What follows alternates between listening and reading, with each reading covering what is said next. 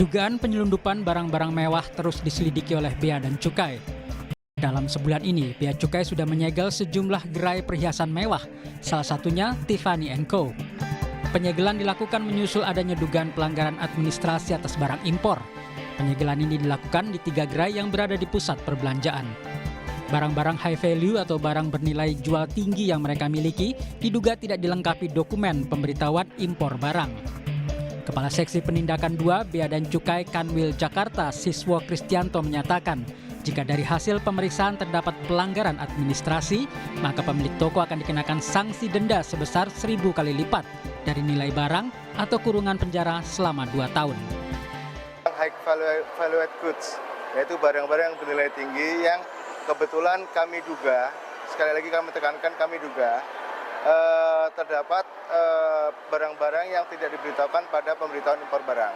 Apabila belum terdaftar, nanti kami akan melakukan ranah-ranah untuk melakukan penertiban dan peningkatan kepatuhan atas perusahaan yang dimaksud. Kalau sanksinya kurang lebih yang bersangkutan harus membayar senilai barang yang ada di sini dikenakan denda 1.000% dari nilai barang, nilai kepabeanan maupun pajak dalam rangka impor. Menteri Keuangan Purbaya Yudi Sadewa menyatakan penyegelan gerai Tiffany & Co dilakukan setelah adanya indikasi pelanggaran kepabeanan dan perpajakan. Pelanggaran itu mulai dari dugaan barang tidak membayar bea masuk hingga praktik under invoicing atau laporan nilai barang lebih rendah dari yang seharusnya. Pokoknya impor yang ilegal pasti akan ditutup dan disegel. Jadi semuanya harus main ke legal lagi. Nanti kalau orang bea cukai ngapain ditangkap, sekarang nggak, dia menjalankan tugasnya supaya barang kita, pasar kita bersih dari barang-barang ilegal, supaya permainnya di sini fair di dalam negeri. Penyelidikan terkait dugaan pelanggaran administrasi tak berhenti hanya sekedar menyegel gerai saja. Perlu ada penyelidikan lebih dalam terkait dugaan adanya oknum yang membantu proses masuknya barang mewah tersebut dengan mudah. Tim Liputan Kompas TV. Pihak Bea dan Cukai menyegel sejumlah toko perhiasan mewah atas dugaan skandal pajak impor. Apa upaya ini sudah cukup? Kami akan membahasnya bersama pakar tindak pidana pencucian uang, Yenti Garnasi. Bu Yenti, selamat petang. Selamat petang. Bu Yenti, bahwa penyegelan sudah dilakukan, penggeledahan juga sudah dilakukan. Menurut Bu Yenti sendiri, siapa lagi pihak yang harus diburu dalam kasus ini? Ya, dalam kasus ini kan baru yang menerima atau kemudahan ya, mendapatkan kemudahan yang kemungkinan dari oknum bea cukai.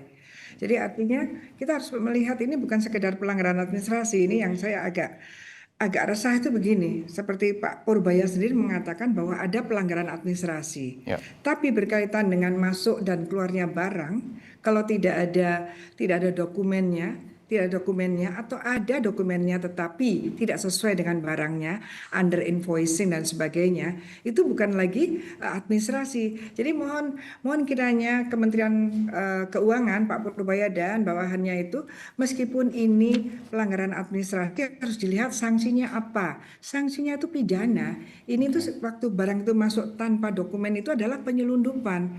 Kalau tanpa dokumen itu adalah penyelundupan fisik. Tapi kalau ada dokumennya, tetapi dokumennya itu direndahkan harganya, markdown, itu berarti pelanggaran administrasi kepabeanan bersanksi pidana. Jadi ini adalah ranahnya tindak pidana administratif, bukan pelanggaran administrasi saja. Sehingga tidak cukup hanya 1.000 kali dendanya saja, tetapi ini harus ada pelanggaran pidananya dulu ya, dilihat.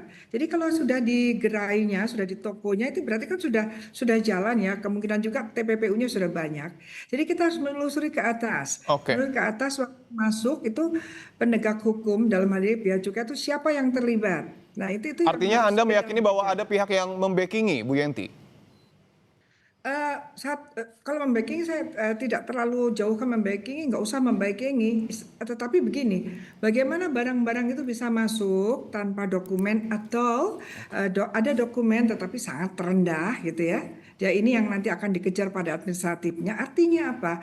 Bukan sekedar backing. Kalau backing itu kan ada kejahatan, ada beberapa orang melakukan kejahatan, ada backingnya sehingga penegak hukum tidak berani menangani. Kalau ini justru lebih parah dari itu, bahwa penegak hukum sendiri atau pegawai negeri sendiri dalam hal ini Bea Cukai justru ikut bermain gitu ya, justru ikut.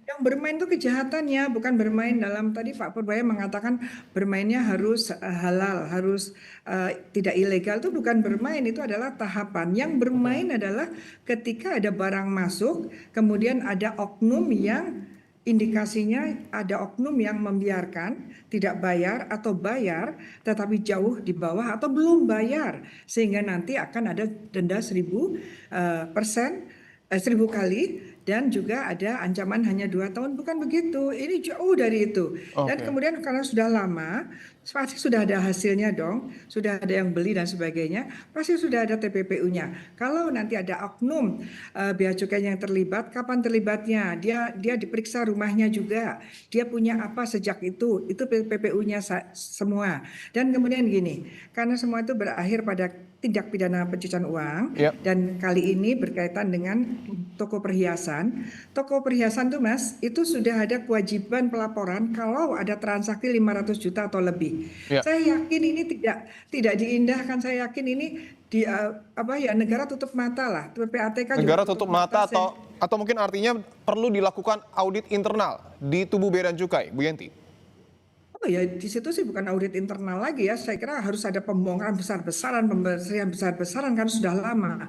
Betapa ya masyarakat setengah mati ya hidup seperti ini. Ternyata ada pemasukan negara dinikmati oleh justru pengawas-pengawas, pejabat-pejabat yang harus melihat masuk keluarnya barang ke dalam Indonesia dan keluar Indonesia, yang harus bayar ke Indonesia. Justru ini malah menikmati. Pantasan selama ini flexing kita lihat gaya hedon mereka. Kalau seperti ini keadaannya, kita mohon kepada Pak Purbaya, mungkin bagus ya sekarang ya, bongkar semuanya Pak Purbaya, karena kelihatannya sudah lama, mungkin juga sudah berlanjut terjadi jauh sejak sebelum Pak Purbaya, menteri yang lama. Tapi bisa jadi menteri ini juga lalai tidak lihat, yang bermain di bawah menteri itu juga bisa dilihat. Tapi tetap pertanggungjawabannya adalah menteri sebelumnya kan. Ya sekarang inilah audit. Sekarang yang diaudit juga termasuk pejabat-pejabatnya diaudit. Kenapa menteri yang lalu tidak tahu? Kenapa diriannya belum tersentuh?